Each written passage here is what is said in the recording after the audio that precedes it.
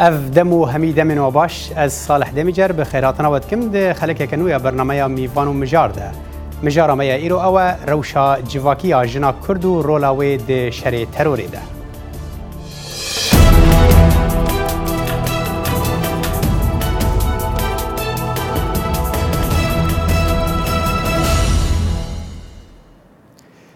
جنا کرد لدرجیا دیروک راستی گلک نیرن جواکی هاتیه که هنجاران رولاوی لپیش بو و هنجاران راستی زورداری هات. ده وان سالین داویده و به تایبتی دشر دجی داعش ده جنه بالا مدیا جهانی کشاندو دیار کرد که او نکمی میر دکاره بر رولا خراب و شیانن خواه بده پیش. لی هر چندی او وینه زلال بویه هین لسر اصلا جواکی او راستی دجواریان دبه. جنا کرد چاوا دکاره مافی خوی جواکی ورگره به تمامی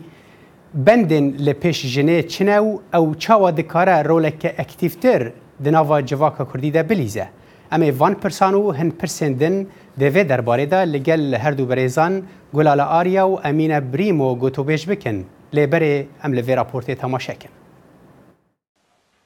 د جواکن پیشکتی ده هر دم جن خواک هف دبینه وکو ظلامی لید هندک جواکن دیده جن وکو آلاوه که دناو مالی دا تیدیتن. هندک چاودیر دبیجن جنا کرد پشتی شر کوبانیه نتنه لسر آست شر لید جواک دا جی پیشکتن به دست خستن. د شر دجی ترور دا لوان سالان دا کو جیهان اف شر جنیزیگ و شوپاند جنا کرد رو لکا برچاو لیست کو بالا دستگهن راگهاندنه به برفرهی کشاند. وینه انجانین شر و آمادابونا وی دیار کرن تا کی جان آسته جنا کرد کاره مل بمل لطانشت میر به ارک خرابه.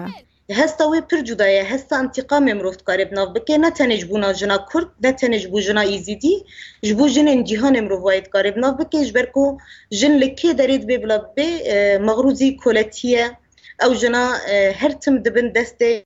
او جنا هر تم بریکن اقتصاب و فروتن و شواین جدا.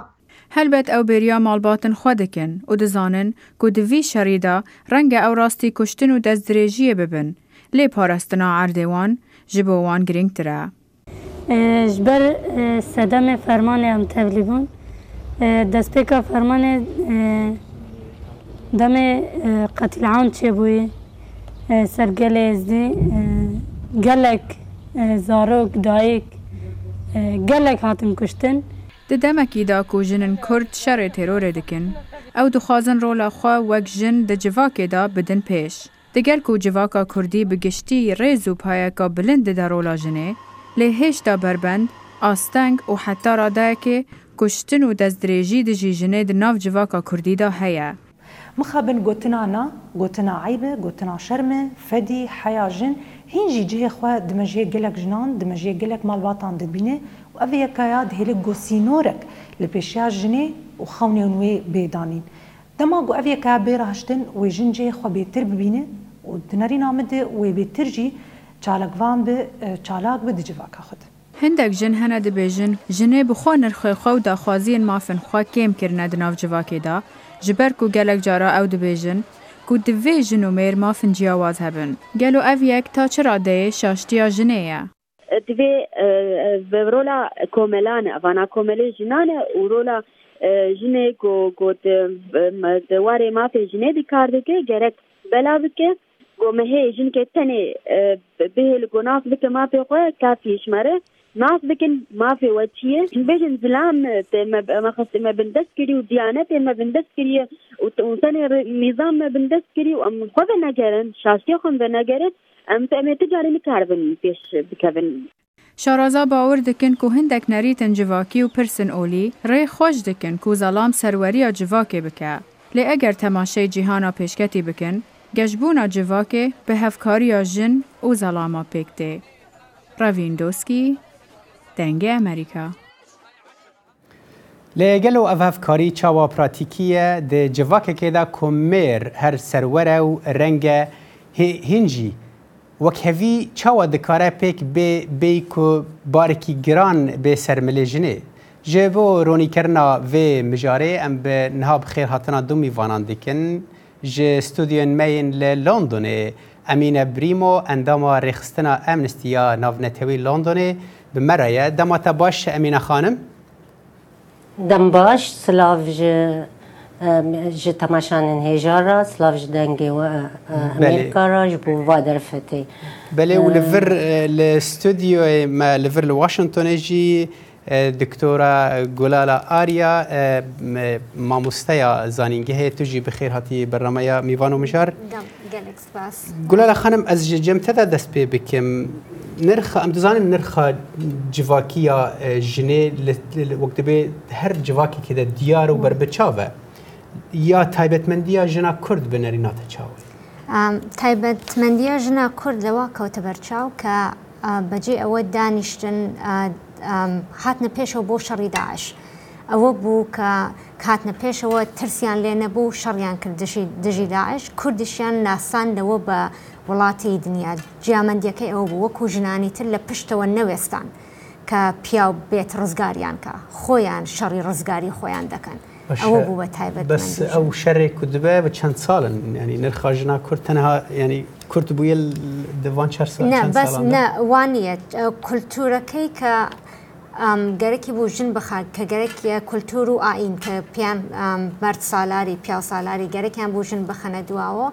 ژنی کورد تایبەتمەندیەکەی ئەوەیە کە هەمیشە لە ناو کۆمەلگا بووە کە ئەڕۆیتە کوردستان سەیریەکە ژنی کورد شان بە شانی پیاوی کورد ئیشی کردووە لە دەرەوەی ماڵ لە ناوەی ماڵ بەس تایبەتمەندیەکەی ئەوە کە جیاوازی ئەوەیە کە لەگەڵ ژنانی لە ناوەڕاستی ڕۆژهەڵاتی ناوەڕاست جیامەندیەکەی ئەو بوو کە دانەنیشتن کە پیا و ڕزگاریان کە خۆیان هاتنە پێشەوە ژنی کورد هەمیشە کە سەریکەی لە وەختێک کۆماری ئیسلامی لە ڕۆژهەڵات هاتە سەر حکوومەت ژنی کورد لە ناو کۆمەڵا هاتنە پێشەوە بۆ پێشمەرگایەتی سێریکە لە کۆبانی ژنی کورد هاتە پێشەوە بۆ پارێزگاری لە خۆی بەجێوە بوێستێک کە پیاو یارمەتی کات و ڕزگاری باشە هەرحاڵ دەبێت بەرێ بنگەهێک هەبا ژێرا حتا ینی بنگەهێک هەبوو هەرحاڵ و حتا ئەوە کاری بوون تەبلیڤێ قۆناغێ بن هەرحاڵ زێ پرسە خۆ بێژێ برێزدار ئەمینە بکەم ئەمینە خانم وەکتە گوهداری کرد دکتۆرا گوڵالە دەبێژە هەرچەندی ڕۆڵە ژنەی گرینگە لە دشەرێ داعش دە بهتر ئەف گرنگیە هات دەرکەتە پێش لەگەل وێ ئەرێ دکی ینی تەنێ ji ber ku wê li meydanên şer kir li eniyên şer an berê bingehek hebû ji vê yekê re ولا زۆر سپاس جوارە نەڕین ڕاستە لێ هەما تێبینên min li ser wan nirînê hene berg jina Kurd ne ji rûda şervana û ne ji rûda تفنگرا کری و لهمبر دجمن سکنیه دیروکا وی دریجه و نه تنگا کوبانی دا و پشتی کوبانی اره اسلاف و ریز جند مرا لکوبانی دنگی خواه بلند را کرن تفنگ دست خواه کرن شر کرن برویمتن لناف دولت دهات ناسین لیبری وی جنا ما کرد رولا خام د دیروکه دا مزن بو اما بلکی روناهی نهاد سر رولاوی روناهی نهاد برگ آیسیس دجمن کی ناو نتویه روناهی پرتر هاد سر رولا جنا بس پیشمرگه ما جند می پیشمرگه سال 1960 دال کردستان عراقی کار کن حتی کردستان ایرانی جی کردستان رجلات جی دیسا تدا کمالی جنی خواب پیشمرگه بین و پیش بین و سلاح را کر بین دجمن سکنی بین ام هرن دیرو کا کفن دمیدیا دا جنا مای ناسین و تف ناسین که شرف دین دبلیسی سردن دکی دبیجی جنک هبی ناوی و زیرینا بی هاو جناجی سروکا لشکرا بی و بر امپراتوریا میدیا دا برخادان چه کر و به 100 سالی کار یعنی پر برخادان چه کر و کار کر لی ام نکان بین انو دیروک ولا جرود دست پیکر یا تنگا کوبنه دست پیکر ام سر بلندن بجند کوبنی ام سر بلندن امینه خان اف خال رونی بو باشه اگر وها بل برانبر وی که ام دزانن یعنی نیره کو تدا جنا کرد تیرا در باست به یعنی روشا جواکیه کو جنا کرد در باست به نه اوقاس لپیشه چما اگر تو بجی دیرو که در رولا جنه بر بچاو لپیش بو چما دواری جواکی ده هنکی او دارو جا ایروجی هی نوک میره ریل برگل انو ام بندستن ام نافلی کرنا لور لیکولین چه دبن نافلی دکن جنا بی دولت جنا دولتا بی سینورا تم خوين ددي يعني أمجي نوك جند جهاننا تم أم بندستن دولتي ماجي بندسته ودنجي ماجي نار جهاني برق دنجي تفقرا ما كردي جينا دچو جهاني بريفه يعني تم دجمني داگر دخازي داگر کرد خازي دنگي ما تنبكي ملتي ما تنبكي چاندا ما تنبكي هر تشكي ما تنبكي ودفا دولت وكي دولتي يعني رجلاتا نافين دا جند رجلاتا نافين جي پر لشونن برق ديمقراسي تن دفا دولتان دا فبرولو جند وانجي پر لشونن بالنسبة قامدين بر جند جهاني اما جند ما يكرد لبيشن قول جند رجلاتا نافين لبيشن باش اف خان روني بو امينه خانم قولا خان امينه خانم دبيجه يكش السدمان قال لك سدام قلت دبيجه يكش السدمان او سدام السياسي او كو وما وكو يعني دبيجه ما وكو دولت وكو كرد دولت نينا جبروي اف هوكارا سياسي بويا باندورا كو جن لشون بمينه يعني ام تزان هناك تشتي دنجي هنا جبري سياسته لتل قالوي اريدكي كو نبونا دولتك كردي جنا كرد رولاويل شون هشت وایە چونکم ژنی کورد ژێر دەسا بێ زیاتر چالاکی دەکا کە لەم ژێردەسیە بێتە دەرەوە ئەویشە کە وڵاتنی ئەگەر ئەم کوردستان وڵاتێ بواە ئەمەش وەکو ئیسرائیل IDF ژنەکان لە پێشەوە لەگەڵ عسکەرەکان ئابوون بەس ئەوە من لەگەڵ یارێ دەکەم کە وایە چونکم وڵاتمانیە بندەسترن ژنەکان هەر بۆ ئەو کە خۆیان بپارێزن چالاکیەکانیان زۆرترە او غيرتك كرد هيتي هي بندستيتيا كي وابزانم هاي باشه وي خالك دشي اني زمان او دبيجه هر چندي جنا كرد لبرامبر جنا اوك بيجن ولاتين روج اوا هنكي لشون مايه اگر وي برامبر جنين روجلات نافين دبيجه جنا كرد لبيشه او منيش او بلام وايا او خوم جنيك كردم بس ك سري دكي جني كرد لقال بێژ من خەڵکی ڕۆژهەڵاتم لەگەل ژنی فارسا لەگەل ژنی ئێرانە سەریان بکەی ئیسە ژنەکانی کورد پێشکەوتوترن ژنی کورد یەتە دەرۆ چالاکیەکە شەڕ دەکات دشی داعش ئازادی گەرەکە بەس لە ئێرانە ژنە فارسەکان چەکیان هەڵ نەگرووە شەڕی دژی ئیسلام بکەن لە ئێرانە بزوتنەوەیەکیان دەست پێ کرد ئازادیە یەواشەکی یعنی ئازادی لە ژێرەوە ڕۆشتن لە دەرەوە حجابەکان لابن ڕسمیاندا ئەگەر یان ناسەر فەیسبوک ئەمجار لە منەوە مخۆم سێرمە کرد لە ژنە فارسەکان خۆیانەوە بۆچی یەواشەکی بۆچی بەدزیۆ بۆچی وەکو ژنە کوردەکان بەڕاستەوخۆ نەیتە پێشەوە بەرخۆدان بکەی خۆت بخێتە پێشەوە لازم نییە خۆت بشاریتەوە جێگەی شەرم نییە جێگەی شانازیە تبو آزادی هوش پەیوەندی بە مثلا بژن یاسەیەن ئێرانی هەنە ئان گەریداینە بە وەک دەبێژێ بمنتالیتەیە ژنە فارسی لە بەرامبەر ئەویشە بمنتاڵەتی ژنی فارسە چێ ژنی فارس کە ئەڵێن ئەرێ ئازادی یەواشەکی بە دزی و حەجاب لابن ڕسم دەگرن بەس لە ژنی عەرەب لە عەرەبستانی سعودیە ئەویشە ناتوانێ بکە یا ژنی عەرەب لە جێگەکان ترا سێریانەکەی بە ئەو جۆرە ئەوان حجابیان زۆرتر قبول کردووە ژنی فارس و ژنی کورد ئەو جۆرە قبولیان نەکردووە کە ئەڕۆیتە کوردستانی ڕۆژهەڵات ژێر حکوومەتی شەریعەیە کۆماری ئیسلامی داعشێکە هیچ فەرقێکیان نییە ئەم سنی ئەو شیعە داعش شەریعە شەریعەیە کە سەرێکە لەژێر ئەو حکوومەتە لەژێر ئەو نەبوون ئازادیە باس ژن هەرهان لە پێشەوە لە ناو کۆمەلگایان بینی ژنان ئەڕۆن بۆ چیا بۆ خۆشی خۆیان بۆ پیاسە ئەیان بینی کۆمەڵی ژن بە یەک و یەن و ئەڕۆن بەس ئەوە لە جێگەکان ترم لە ئەو وڵاتانە کە ژێردەسی عەرەبن من نەمدیوە ئەویش وابزانم کولتورەکەی ئەو بێ کە فارس بە عەرەب سەریانکەی باسترن ئازادترن هەردووش ئیسلامینە یعنی ئەگەر ئەم ئاین بدن بەرچاو هەردووک ئیسلامین بەس کولتورەکەیش کەمێتیایە دەستی هەیە کە ژنی فارس وەکو ژنی عەرەب زووتر سەردانادا کۆماری ئیسلامی لە ساڵی 79 بە زۆر ئیسلام داسەپێنێ بەسەری خەڵکە بەس ئێستاش سەیریکەی ژن لە ئێرانە ژنی فارس بێ یا کورد بێ یا هەر کامێتر بێ ئەو جۆرە کە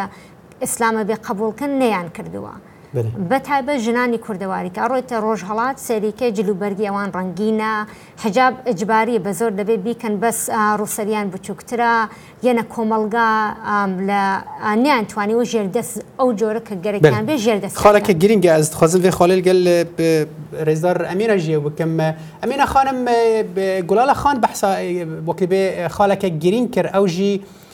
ئەو جیاوازی خست ناوێنە ئەم ببێژن ژنا لە ڕۆژهەڵات بێژن لە کورد لە ئێرانێ یان ژی ژنا کورد لە سووریێ ئان لە عێراقێ یعنی ئەو ڤەدیگەرینێ ئاینێ و ئەم ببێژن ڕەنگە کۆ بێ یاسەین ڤان وڵاتان ژی یان ژی کولتورا ڤان وڵاتان گۆر ئەو ناو دکە ئەرێ ئاینێ bi renga te yanî ola îslamê çi bandor hebûye li ser jina Kurd wekî di dîrokê da û di van demên dawî de jî يعني قانون ودستور va دولتنا va دولتي دارجر سرما نا شريعة إسلامي هاتنا الشيعي بن يان سني بن شريعة إسلامي هاتنا قانون خان نسيفيل نا يعني نسيفيل فالشريعة هاتنا وشريعة جي هر شريعة جي شكرنا ميرانا وجن تدا پر هاتنا أو كرن جن هاتنا تدا يعني ظلماندن وإيشاندن وما في وان هاتيا دا قرطاندن كشني جناج بينا ميسي يانجي يعني حرميركاني سي چار جناب بي يانجي بچوك وري جنداندن يعني پرتشتانا دا شريعت دا يعني جنت دا هاتنا إيشاندن فإيمي كردا بركي إنه عم بر دو شريعتي نشون برك ديني مي أولي مي يعني أوريجينال زردشتي بيو زردشتي جي وكهفي دا جنا وميرا زردشتي وكهفي ندا بجنا وميرا دوغونا ميديا دا جنا ما سركيا لشكريا ندكر ودورا جي جنيد ما بر د شورشا بدرخانيا دا هكاري دا حليمة خانم دا هلبجا دا عدل خانم پر جن هنا اکانم نافی وان ببین پرند دیرو كده کار کرنه بلکی جویر ور هات به از ببین بلکی لانه علماء دیفرنته بزورا اسلامته و بزورا شیعیته دان سرما بس اما اوريجينال علماء او باشه امینه خان جارك دنجي دوره اول دناف ملتي مداتنا مثلا ما ينتوي برسجريكو ما ينتوي عمديدن اف خالات بري جروي كر امينه خانم باشه اگر وهابت بخل ولاتكي بريطانيا دميني ولاتكي روجافا دميني وجواكا كبيشكتيه قالك كوملو ام بيجن تفجروا بزافن جنان هناكو بكيماني ام بيجن جنددن بيش جن د برلمان دايا سروك وزيره دستلات داريه دكه الولات ما يعني وقت بيج ولاتي روجلات نافين بتابتي وارشان ولاتي انكو كرد لي دجين جن نل بيشه چما كوملين جنان نينن اگر اف بندن اولي وقت تاغوتي لبيش جنان ناسكنن ولا كومالي مي تايباتي فيمينيستي جناتنا حتى كومالي وانجي تننا اي وانا داغر كرجي تننا غريداينا ببارتي برج ديمقراطيه تنا فنيلن كومالي سربخاها بن اي فيمينيست هنا غريداينا ببارتي افا هنا غريداينا بتفجرا كرديفا خوش تفجرنا نقطاندنا اما حتى تفجرا فيمينيست يا ولا تد داغرجي هوجي غريداينا ببوليتيكا وان بسياسه وان ف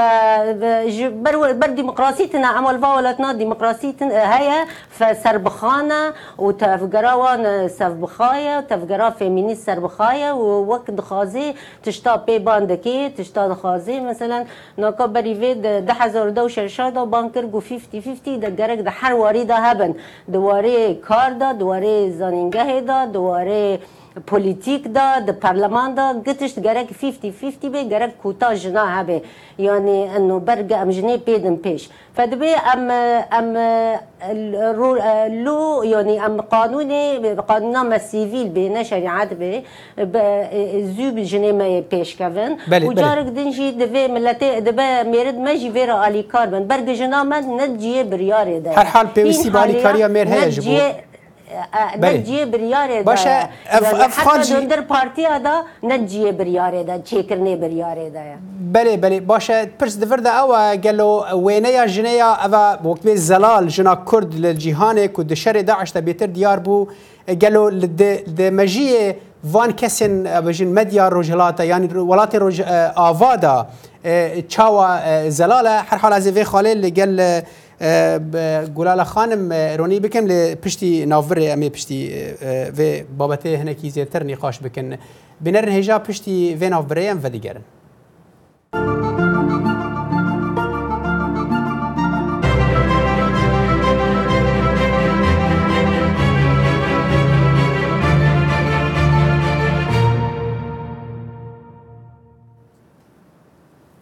بله اونجا کدن بخیر هاتن برنامه یا میوان و مجارو ایرو او رولا جنا کرد و روشاوی جواکی گلال خان د بری ناوره ما بحثاوی که دکر یعنی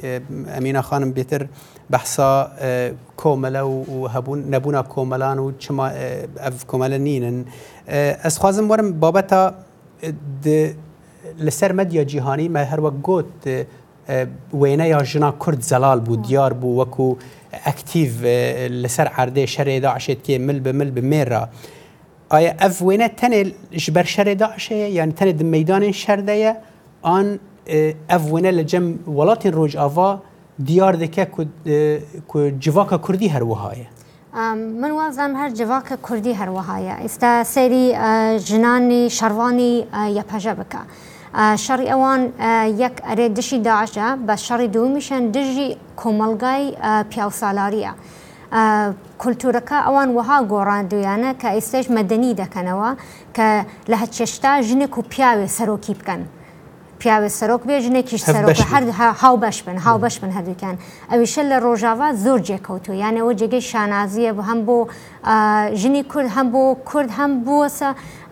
مشعله کی امید لناو روجهلاتی ناو راستا که همو سری کن کشتکی و اتوانی پیش به لروجهلاتی ناو راستا سری روجاوا که جنو پیاو به یکو هاو باشن رولیشه که ایکن هیوادارم ایستش که سریکین به سرکوتو روشن باشه چما جن سر کرده در جهان قدم به قدم یک کم یواش گاف به گاف که استك شري داعش كسركوتن هيوادارم كسركون شركيشان لقل كلتوري بياو سالاريا اويش هيوادارم سربكون قانونكيشان مدني ارونا بيشوا هاو بشي جنو بياو بيكو انجا ديمقراسي هل بجاردن اوانيشا كيس انجام يدن هيوادارم زور باشتر زور با جواني تر چيتا بيشوا انجار هيوادارم سروكي امجن بي كديمقراطية لكردستان وابك بو اما سري او كان كي توانائي هي ملتي كرد خاطر بيشوا او نبي كشخص برستي كان هميشه بدواي بياوي كابنو كركانيش بريز ويسابن كدواي بابيان بين الرهبريات وابي كجن بيتا بيشوا كومالغا 50% جنه 50% بياوا وابي كجنيج وكو بياو او امكانات وبرابريه بك وكو بياو بيت برو من زور كم خوش بك ببينم جنك اما زور هم ناو كردا زور سروكي جن مان بو شهيد كراون ترور كراون هیوادارم امجا رهبر من که بتبرو جنیش بتوانی او یکسرین که باشه بس روزا او هیویه که برنگه گلک جواک دخوازن پیش که یعنی لجواک نوان اویک پیک به حتی یک جوان امریکا بو جواک که اوقات پیش کتی دخوازه جنک به سروک امریکا هر حال وی پرسه ببیم جم امینه خان از خوازم وی پرسش تبکم گلال خان دبیجه و هیوی هیا که روزه که بلکی نزیک به بلکی درنگ به جنک کرد به سروک یعنی سرکرده که کرد یا نزانم پارتیه که کرد به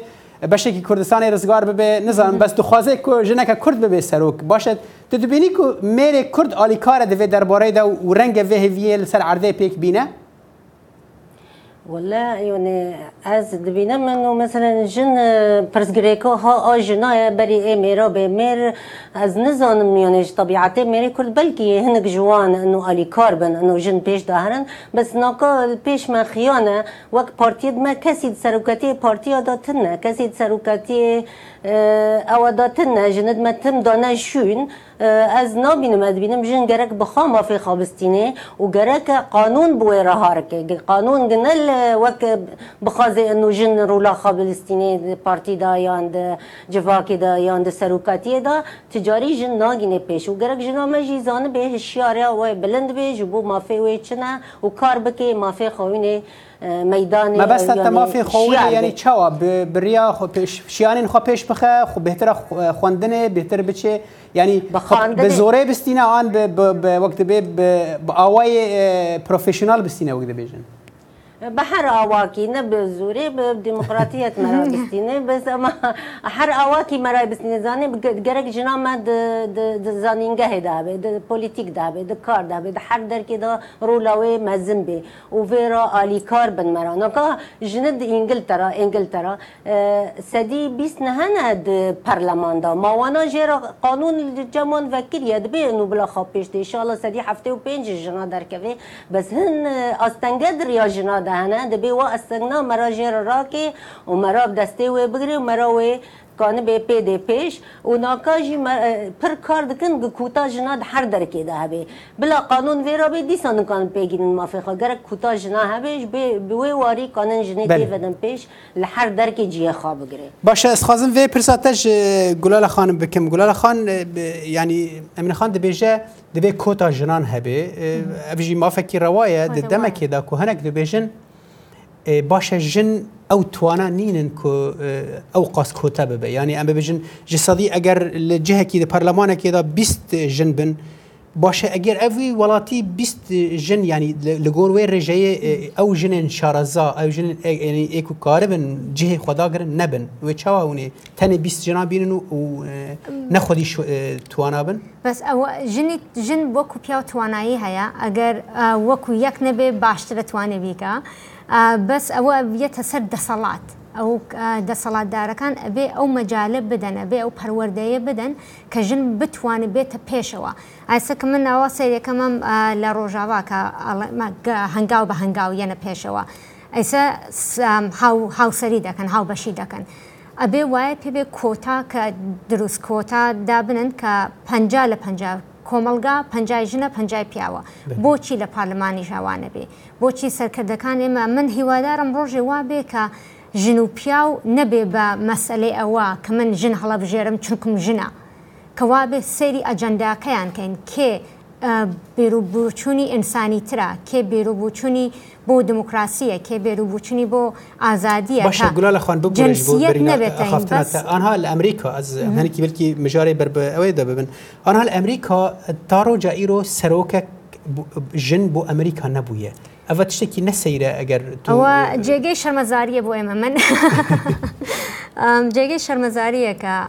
تا ئێستا ئێمە سەرۆکی ژنمان نەبووە لە ئەمریکا بس من هەموو شت بە هەنگاو ئێستا ئێمە بۆمان ئەوەیە کە ئەبێ سەرۆکێکی ژنمان ببێ وایە بس هیوادارم لە ساڵهای تراکە بێتە پێشەوە هیوادارم ئەوە نەبێ کە فقط ژن و پیاوی بێ هیوادارم ئەوە بێ ئەجندای پۆلیتیکیان تەنها شتێ بێ کە ئێمە سەیریکەین نە ئەوە کە ببێ بە ئەو نەچینە پێشەوە کە ژن و پیاوی شتێکی هەڵشودە بێ بۆمان کە سەیری نەکەین ئەبێ ئەمە ژن بێ ئەوێ وا پیاوێ بەس ئەبێ بەرابەریەکە لەوە پێش بێ کە 100% بژن و پیاو هاوبەش بن هاوسەر بن 50 بە 50 بڕۆنە پێشەوە ئەم جار ئەتوانین زلال بوو ئەمینە خانم ئەسخوازم بە پرسە کێشتە بکەم ینی شەرێ داعشێدا ژن ڕۆڵەوان دیار بوو لێ هەنێک دەبێژن ڕەنگەکێن بژمارەوان هەنێک دەبێژن ژنە کورد هاتیە بکارانین دەوی شەریدا نەکۆ ڕۆڵاوی ڕاست لە پێشە تو چ دەبێژی ئەگەر تو کورتی بەرسەوان بدی نا از ولو نبیجم بینم جنا کرد براستی لپیشه و براستی دیرو کاوی جی سربلندی جما گیاره مجنا گیاره و براستی جنا ما کرد یعنی خالده پیش و کار دکی و نکیم تری میر يعني ببار خا تنگ نتویا خارا تنگ مال خارا تنگ زاروک خارا جنا کرد پر خود دی پیش و پر کار دکی نولو نه گر انو بزوره با هف جن نکانی بردوام کرانا و نکانی بین سلاح کرانا و نکانی پیش کتانا نبزوره نه جنا کرد بدل خا دخازه بر ولات خا و ملت خا دفاع که و دخازه بر خدان خالة زلال بو أمينة خانم اسپاسیت کم گلک اسپاس برنامه ام دیگن داویا دما برنامه خواه أمينة بريمو عندما أمنستي انترناشنال لندن جي استوديو مي لندن بمرابوي گلک اسپاس بو بشتربوناته و هروها لفر الاستوديو دكتورة جلالة آريا مامسايا زانينجه تجي بمرابوي گلک اسپاس بو بشتربوناته جي لفرم دیگن داویا و برنامه تاجرا به خاطره و